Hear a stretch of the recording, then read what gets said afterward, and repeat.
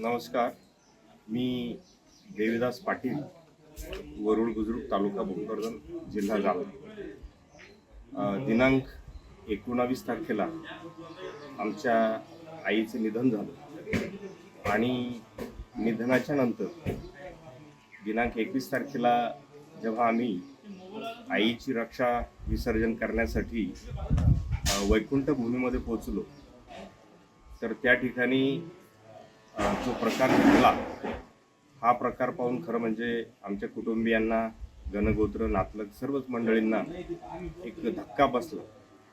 त्याचं कारण असं होतं की त्या ठिकाणी आईची रक्षा कुणीतरी समजकंटकांनी किंवा चोरट्यांनी त्या ठिकाणाहून भरून तिथे घेऊन गेले होते.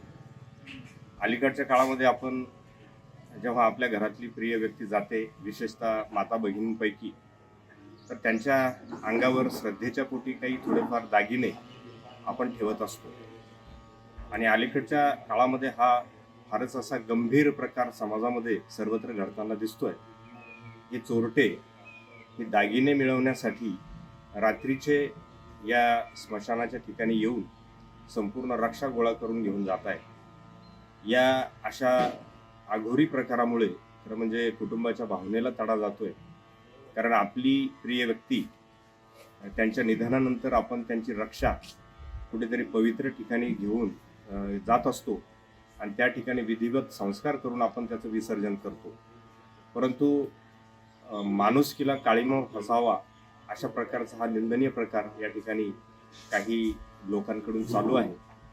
तर मी या निमित्तानं समाज बांधवांना विनंती करतो की कृपया आपण ही बाब आता लक्षात आल्यानंतर आपण आपल्या प्रियजनांच्या रक्षेच्या बाबतीत अशी काळजी घ्यावी, अशा प्रकारची सगळ्यांना या ठिकाणी नम्र विनंती करतो, नम्र आवाहन करतो. धन्यवाद.